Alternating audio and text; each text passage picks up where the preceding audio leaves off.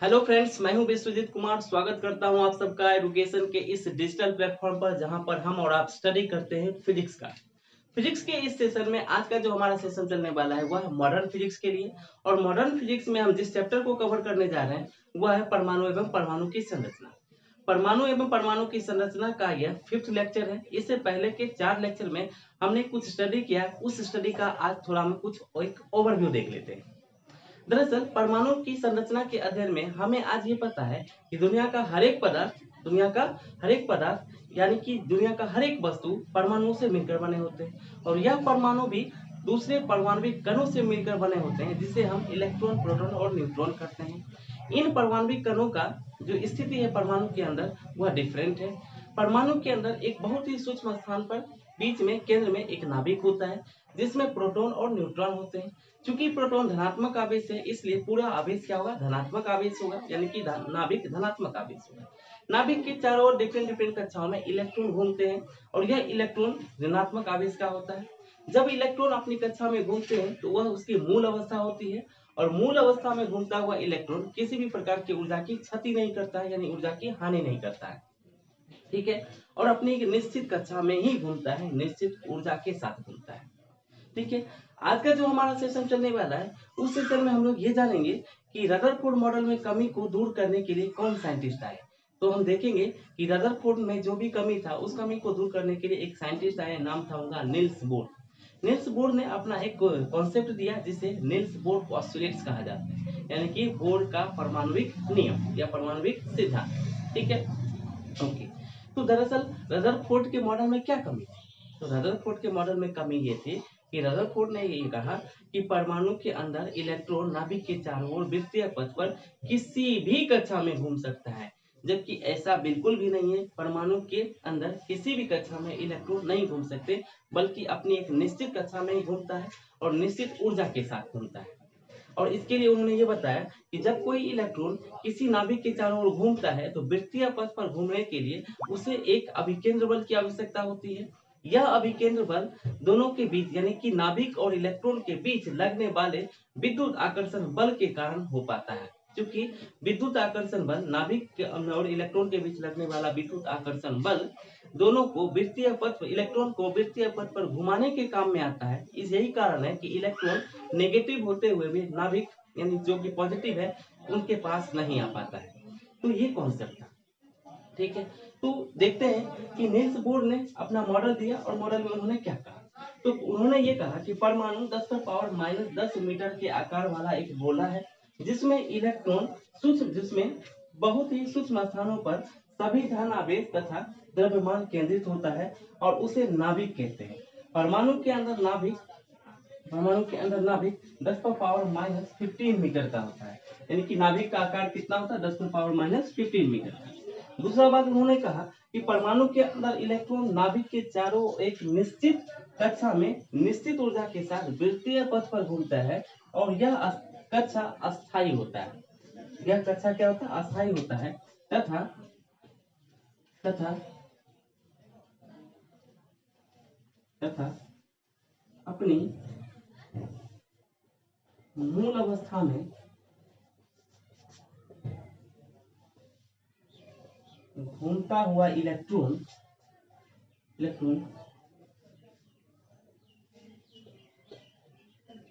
किसी भी ऊर्जा की हानि या विकिरण उत्सर्जन नहीं करता है।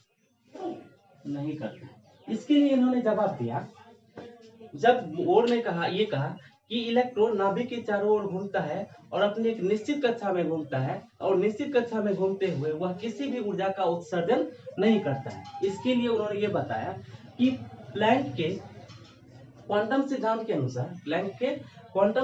अनुसार ऊर्जा, कोई भी इलेक्ट्रॉन अपने ऊर्जा में जब होता है तो वह किसी भी प्रकार का ऊर्जा का उत्सर्जन नहीं करता है। जब वो अपनी कक्षा में होता है तब किसी भी प्रकार का ऊर्जा का उत्सर्जन नहीं करता है। लेकिन मतलब इसमें यहाँ समझिए, मान लीजिए यह एक परमाणु है, और परमाणु के बीच में एक नाभिक है। यह क्या है, नाभिक है,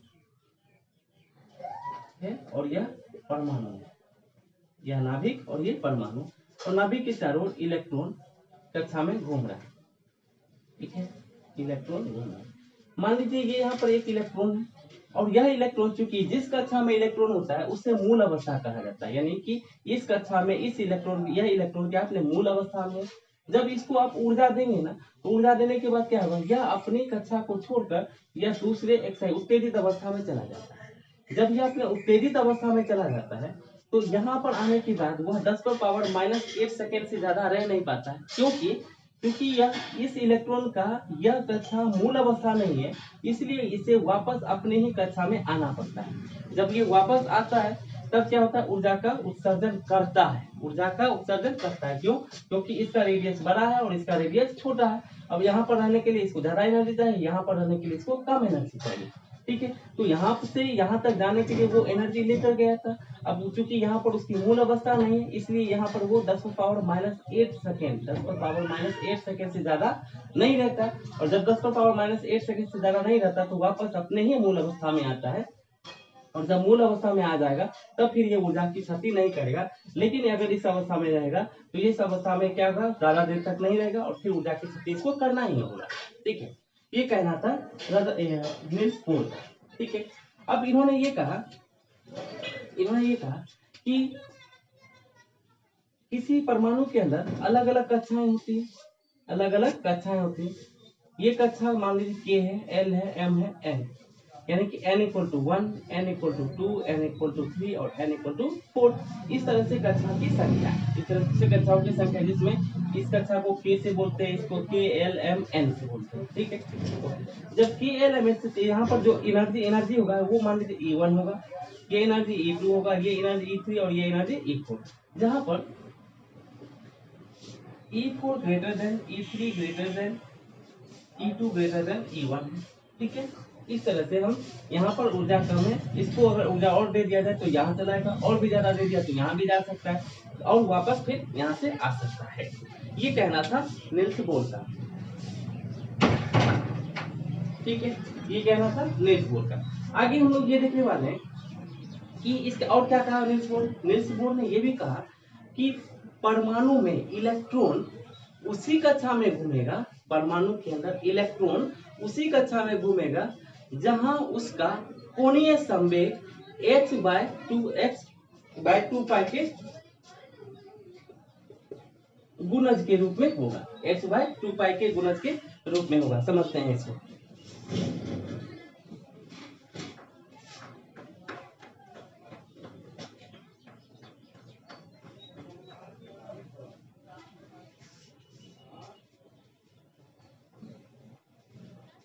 तीसरा बात क्या कहा उन्होंने, तीसरी बात उन्होंने ये कहा कि इलेक्ट्रॉन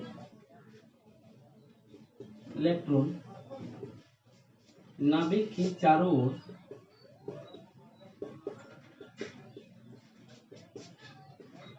उसी कक्षा में घूमता है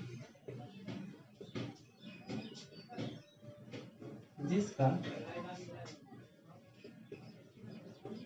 कोणीय संवेग h/2π के पूर्ण गुणज के रूप में होता है। कोणीय संवेग पूर्ण गुणज के रूप में। मान लीजिए कोई इलेक्ट्रॉन है, यदि किसी इलेक्ट्रॉन का मास यानी कि द्रव्यमान m, वेग भी, इसको भी हिंदी में लिख लेते हैं, द्रव्यमान m, वेग भी तथा कक्षा की त्रिज्या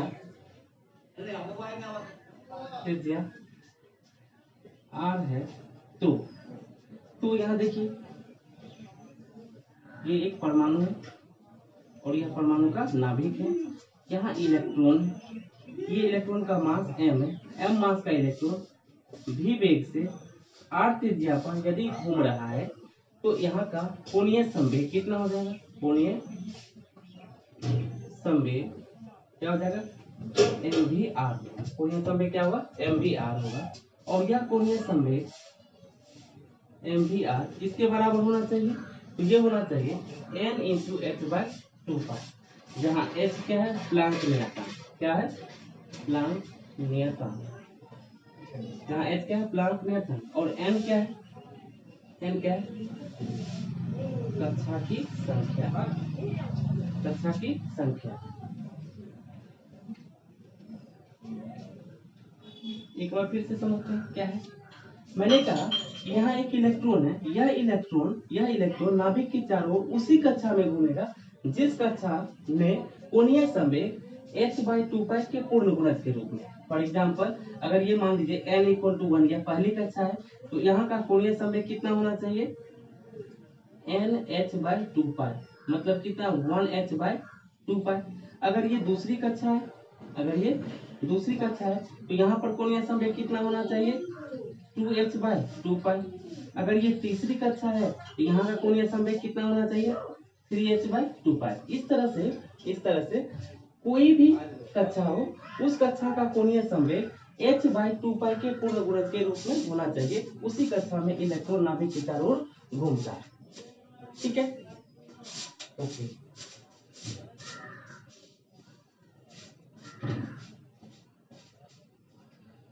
फोर्थ बात उन्होंने क्या कहा, फोर्थ बात उन्होंने ये कहा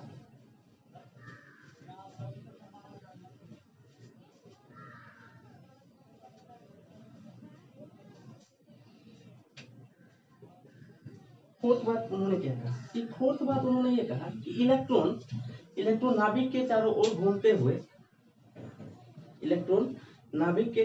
घूमते हुए किसी भी कक्षा में नहीं बल्कि एक निश्चित कक्षा में घूमेगा, और निश्चित कक्षा में घूमने के लिए उसे एक इलेक्ट्रॉन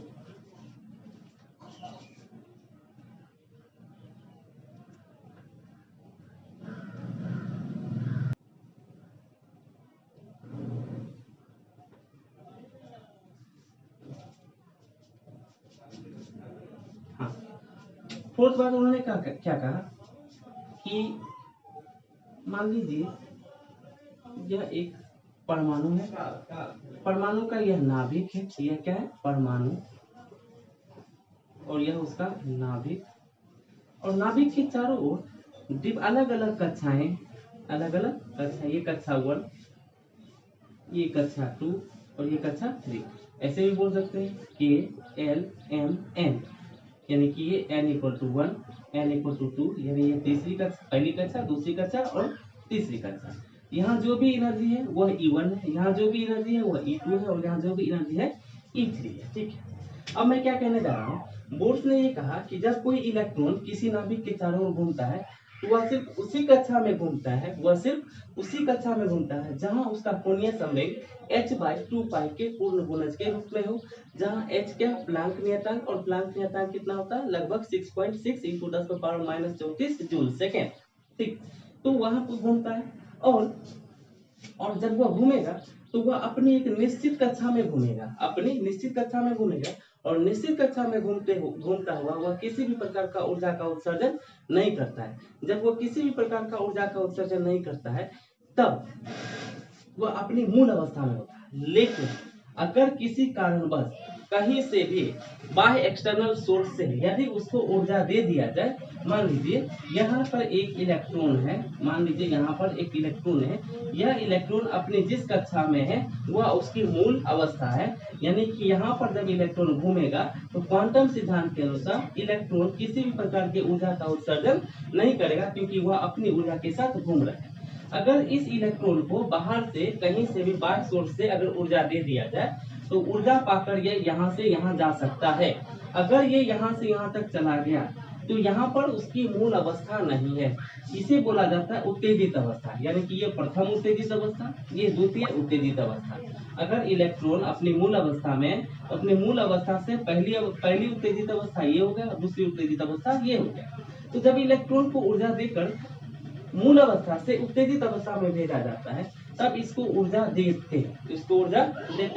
और मान लीजिए यहाँ का ऊर्जा E1 है और यहाँ का ऊर्जा E2 है, तो यहाँ वाले इलेक्ट्रॉन को यहाँ तक भेजने के लिए मुझे कितनी ऊर्जा देना पड़ेगा, तो E2 - E1, यानी कि इन दोनों ऊर्जा के स्तरों के अंतर के बराबर इसको ऊर्जा दे करके मुझे यहाँ पर भेजना पड़ेगा। जब यहाँ पर इसको भेजेंगे तो 10 पर पावर माइनस 8 सेकेंड से ज्यादा यह इलेक्ट्रॉन यहाँ पर नहीं रह पाएगा, क्योंकि यह कक्षा इस इलेक्ट्रॉन के लिए उचित नहीं है, यानी इस इलेक्ट्रॉन के लिए यह कक्षा पर्याप्त नहीं है। यही कारण है कि यहाँ पर 10 पर पावर माइनस 8 सेकेंड के से पहले ही वापस इसको यहाँ पर आना पड़ेगा। जब यहाँ से इलेक्ट्रॉन वापस अपनी मूल अवस्था में आएगा तो जो ऊर्जा लिया था वो ऊर्जा रिटर्न करेगा, यानी कि वो ऊर्जा को निकालेगा। जब यहाँ से यहाँ पर आएगा तो जिस ऊर्जा को निकालेगा उसे हम बोलेंगे उत्सर्जित ऊर्जा। क्या बोलेंगे उसको? उत्सर्जित ऊर्जा या फिर उत्सर्जित विकिरण। जब यह उत्सर्जित विकिरण निकालेगा तब वह कितना होगा? इसके और इसके अंतर के बराबर, यानी कि जितना प्ले कर गया था। तो हम कहेंगे कि यह जो ऊर्जा होगा E2 माइनस E1 होगा। उत्सर्जित ऊर्जा किसके बराबर होगा? E2 माइनस E1, और E2 माइनस E1 होता है h न्यू के बराबर है। क्या होता है? h न्यू, जहाँ पर न्यू क्या होता है? आवृत्ति, यानी कि रेडिएशन की आवृत्ति, और h क्या है? प्लैंक नियतांक। h क्या है? प्लैंक नियतांक, प्लैंक नियतांक। और ये क्या है? दोनों ये है दो ऊर्जा स्तरों का अंतर, दोनों ऊर्जा स्तरों का अंतर।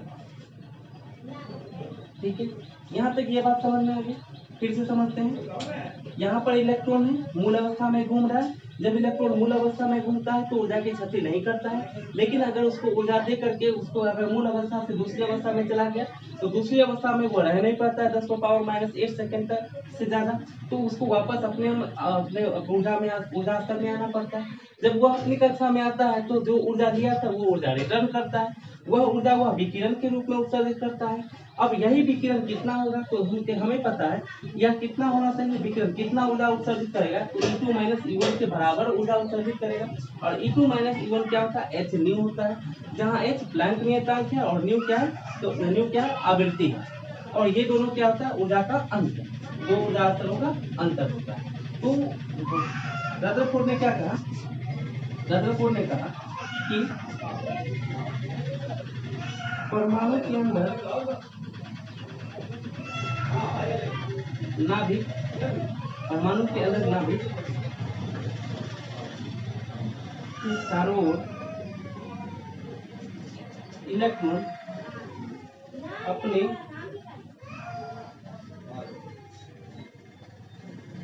निश्चित कक्षा में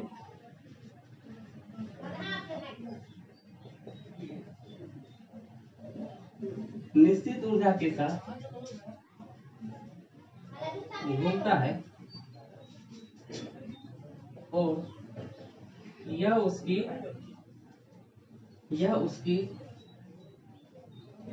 मूल अवस्था होती है, यह उसकी मूल अवस्था होती है। और मूल अवस्था में किसी भी प्रकार के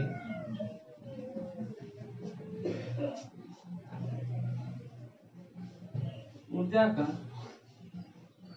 उत्सर्जन नहीं करता है, ऊर्जा का उत्सर्जन नहीं करता है। लेकिन यदि इसे ऊर्जा दे दी जाए तो यह, लेकिन यदि इसे ऊर्जा दे दिया जाए तो यह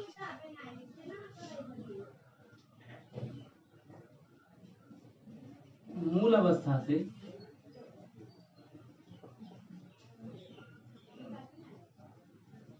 उत्तेजित अवस्था में जा सकता है, जहां यह 10 पर पावर माइनस 8 सेकेंड से ज्यादा देर तक नहीं रह पाता।